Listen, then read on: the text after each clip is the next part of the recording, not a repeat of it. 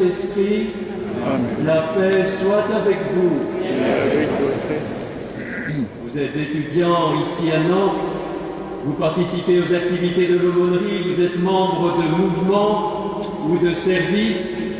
À vous tous, je souhaite une très bonne année universitaire. Cette année, nous allons la confier au Seigneur dans cette Eucharistie, le jour où l'Église fête les saints anges, Michel, Gabriel, Raphaël, des messagers lumineux de la sainteté de Dieu, des hommes d'action de grâce, de louange, alors que vous soyez les uns et les autres ces messagers lumineux de la grandeur du Seigneur, de la beauté du Seigneur pendant toute cette année. Au début de cette Eucharistie, Seigneur, sachant que dans nos cœurs les ténèbres sont présentes, humblement, nous nous reconnaissons pécheurs.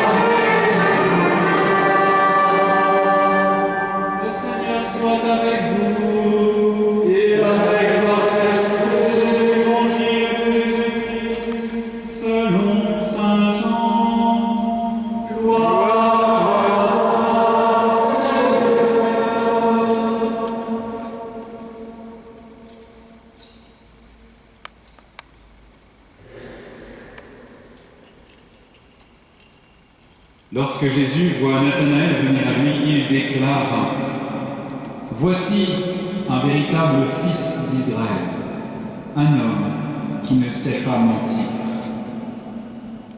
Nathanaël lui demande : « Comment me connais-tu » Jésus lui répond : « Avant que Philippe te parle, quand tu étais sous le figuier, je t'ai vu. » Nathanaël lui dit : « Rabbi, c'est toi le Fils de Dieu, c'est toi le roi d'Israël. » Jésus reprend : « Je te dis que je t'ai vu sous le figuier, et c'est pour cela que tu crois. Tu verras des choses plus grandes encore. » Et il ajoute : « Amen, amen, je vous le dis, vous verrez les cieux ouverts avec les anges de Dieu qui montent et descendent au-dessus du Fils de l'homme. » Acclamons la parole de Dieu. Louange à toi, Seigneur.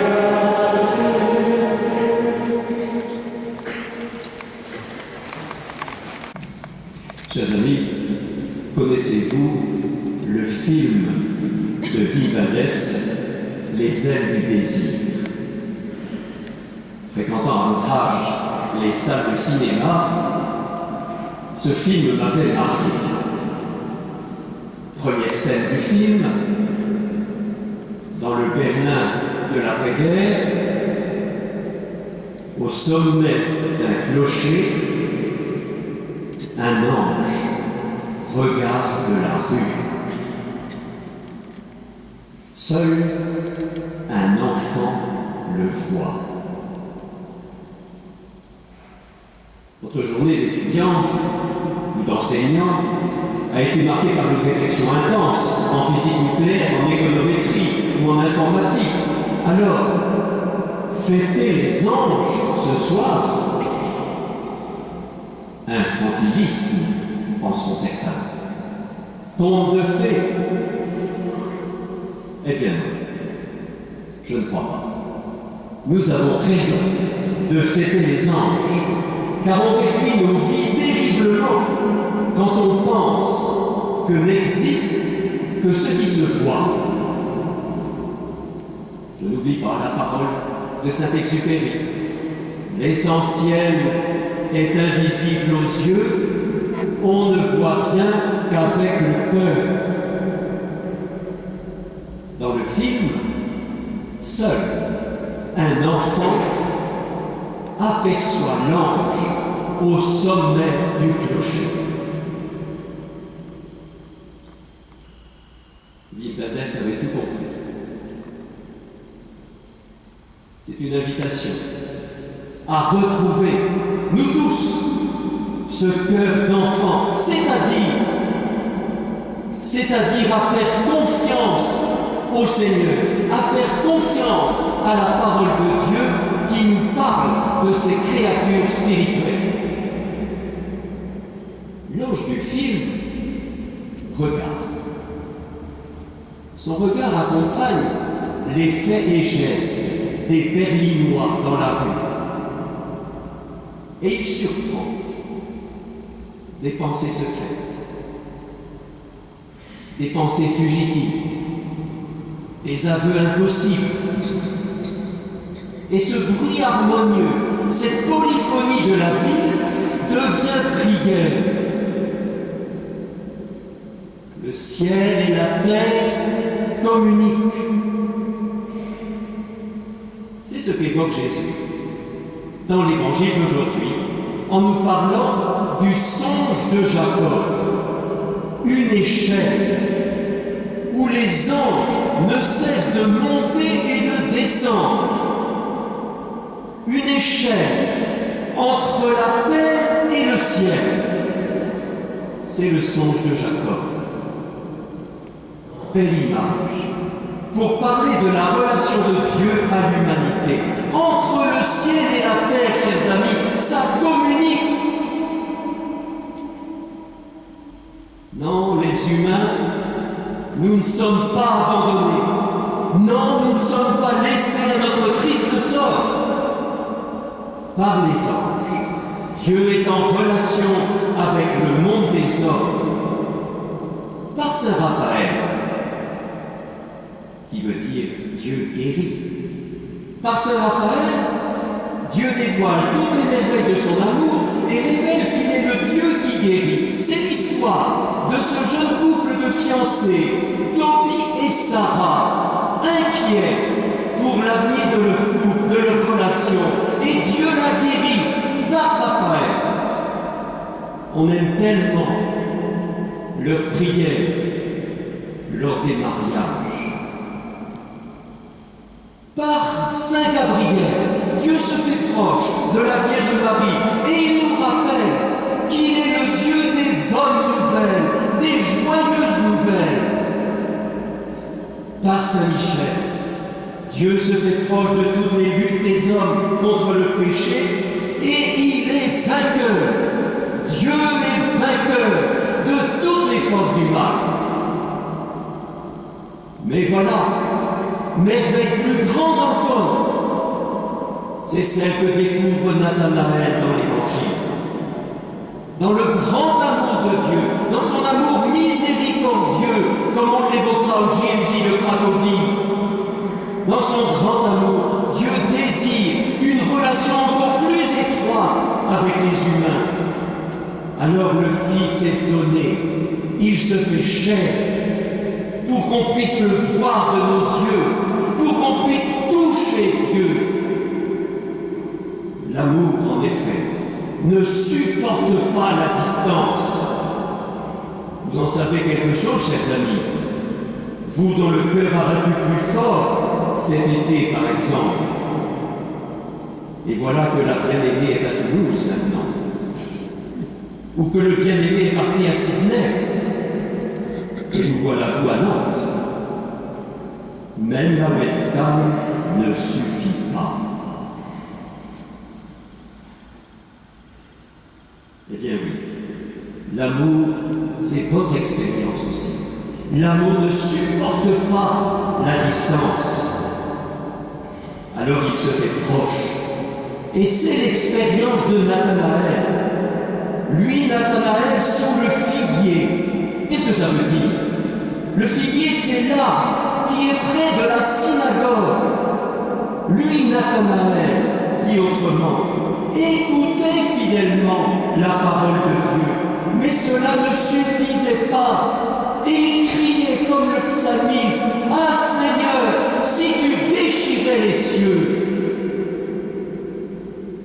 Et voilà, que ses yeux s'ouvrent, que ses mains peuvent toucher, merveille, Rabbi, tu es le Fils de Dieu. Voilà Jésus, merveille de l'amour miséricordieux de Dieu.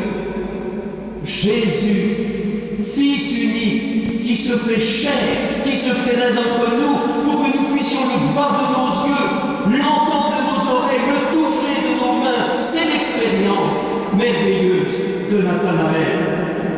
Lui, Jésus, unit la terre et le ciel. Il est vrai Dieu et vrai homme. Et Nathanaël reçoit cette révélation magnifique. Nathanaël, qu'est-ce que ça veut dire? Vous le savez, Nathanaël, don de Dieu. Don de Dieu. Et quel don, cette foi chrétienne? Eh bien, Nathanaël, mes amis, j'ose le dire, au début de cette année universitaire, Nathanaël, c'est vous. Chacun de vous. Vous êtes des dons de Dieu pour les 40 000 étudiants de Nantes. Jésus, Fils de Dieu, s'est révélé à vous. Pourquoi? Il vous a montré combien il est proche. Pourquoi? Pour que vous gardiez ça pour vous? Non. N'oublions pas que Nathanaël, c'est un apôtre. Il vous l'a révélé pour que vous annonciez cette bonne nouvelle. En effet, tout l'Évangile nous pousse à faire connaître Jésus-Christ à ceux qui nous entourent.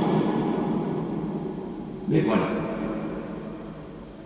Quand on interroge un gâteau dans les médias, ou quand vous êtes à table avec vos amis, il se fiche bien de savoir ce que vous pensez de Jésus-Christ. Il vous interroge sur des choses bien plus fondamentales. Le mariage des prêtres, le préservatif et les finances du Vatican. Fondamental pour eux. Mais aucun point absolument central pour notre foi là-dedans. Alors, bien sûr, parce que nous sommes polis, nous cherchons à répondre, plus ou moins bien, parfois de manière peu habile, il faut le reconnaître. Non pas qu'il ne faille pas répondre. Bien sûr, il faut essayer. Mais en remettant ces questions à leur place, ce n'est pas là le cœur de notre foi.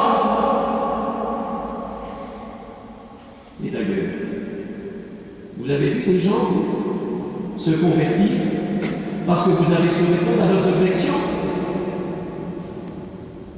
Si les forums, si les blogs des réseaux sociaux convertissaient, ça se saurait.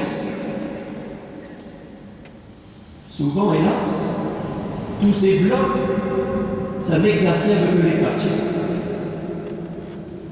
Ça n'est pas un pseudo que vos amis attendent. Ils attendent des hommes, des femmes en chair et en os, qui ont un cœur, qui osent regarder leurs contemporains et qui croient que Jésus est Fils de Dieu, qu'il est présent à leur côté, que l'amour de Dieu les habite et qui le croient vraiment. Qu'est-ce que je peux dire? C'est tout simple. Si je crois vraiment que Jésus est Fils de Dieu, alors je n'ai pas peur de dire que oui, je suis chrétien quand on me questionne. En effet, comment est-ce que je peux dire que je crois que le Christ est le Seigneur et en même temps vivre dans la crainte, dans la peur des opinions des autres? Par contre, parce que je suis faible, comme Nathanaël, comme Pierre, comme Philippe, comme tous les apôtres. Parce que je suis faible, alors j'appelle la force de Dieu, l'Esprit Saint, pour le dire, pour oser le dire, humblement, sans arrogance, mais oser le dire. Pour autant, chers amis, je ne vous demande pas d'aller gratter la guitare et d'aller chanter dans l'amphi de la fac de médecine « Jésus revient, Jésus revient ». Ça fait sourire. Je ne vous demande pas non plus d'aller crier dans les couloirs « Convertissez-vous, bande de païens ». Ça fait sourire. Je ne vous demande pas plus d'aller faire la morale à tout bout de champ en disant « Regarde, comme moi je suis bien, et fais comme moi ». Ça fait fuir. Je vous demande de mettre le Christ au centre, au cœur de votre vie, comme Nathanaël, et tous les jours de cette année. C'est le sens de notre messe. Si nous venons à la cathédrale ce soir au début d'une année universitaire, c'est parce que nous voulons mettre le Christ au centre de nos vies, étudiants, enseignants.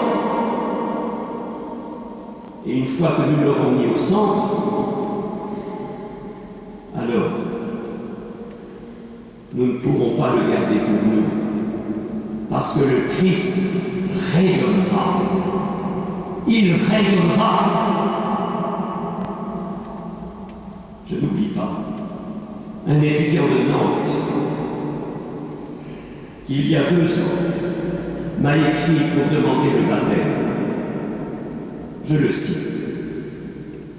Je me posais de nombreuses questions sur la vie, sur la spiritualité, sur les valeurs morales. J'ai essayé d'y répondre grâce à des lectures, ce qui me fut assez utile, mais c'est surtout en rencontrant des personnes croyantes que j'ai avancé.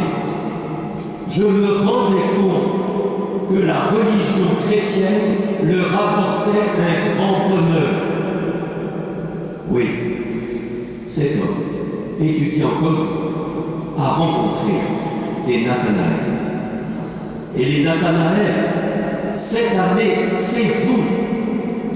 Je rends grâce à Dieu pour vous. Et je confie au Seigneur vos belles missions. Rayonnez la joie d'être chrétien. Amen.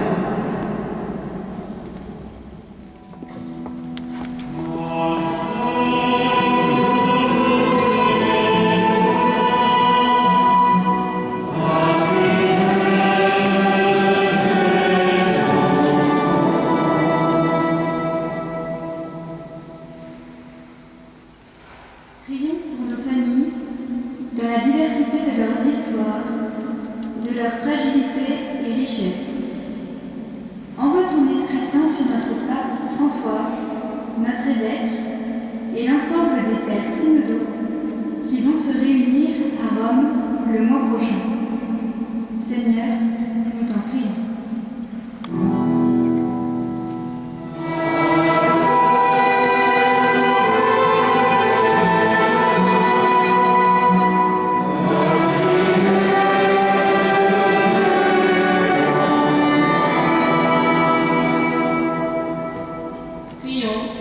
Pour les dirigeants de nos pays, qu'ils trouvent des solutions pour accueillir humainement les personnes qui fuient les conflits et qui viennent chercher, loin de leur foyer, la paix. Seigneur, nous t'en prions.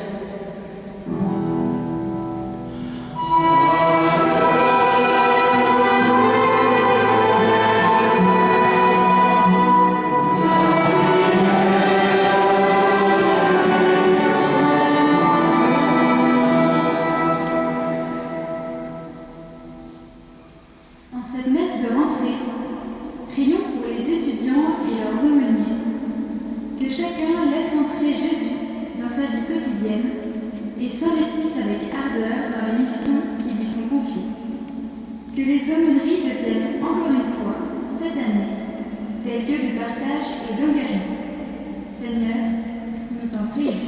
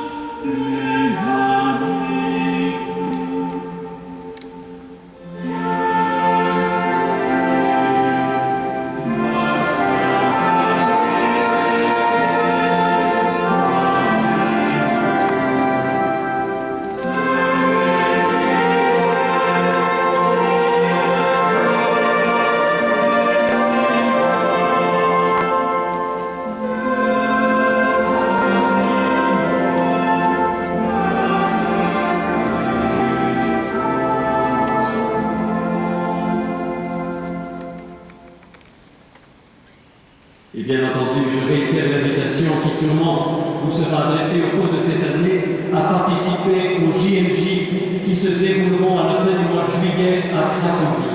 Un rassemblement important.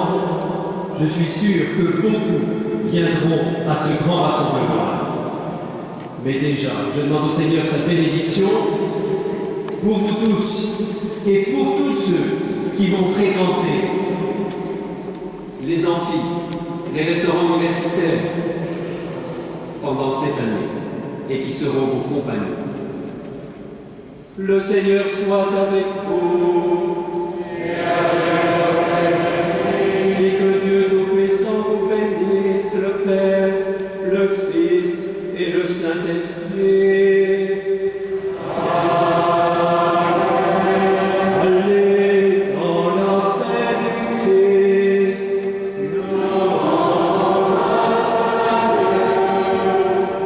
Chantons Notre-Dame.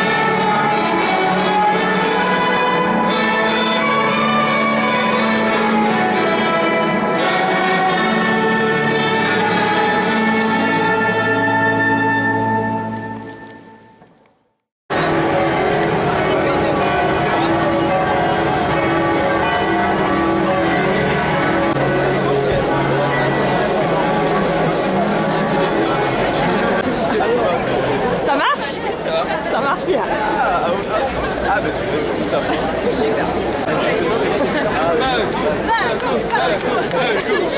Petite réaction sur la messe de ce soir? Très belle, c'était trop bien, c'était très bien.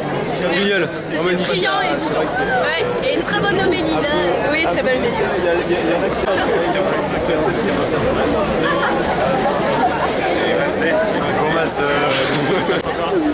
Maintenant, on est en gros on est à peu près en... Ah bah, et puis après